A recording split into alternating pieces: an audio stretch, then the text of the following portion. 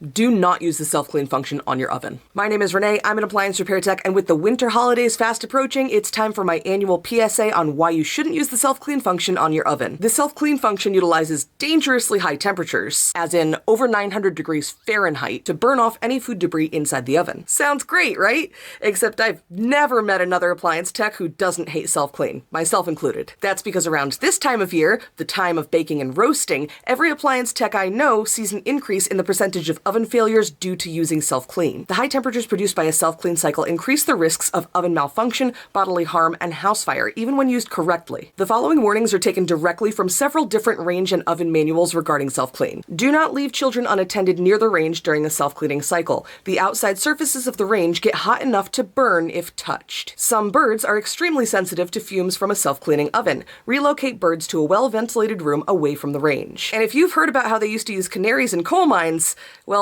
you get the idea. In part 2, I'll talk about why self-clean fails, but whatever you do,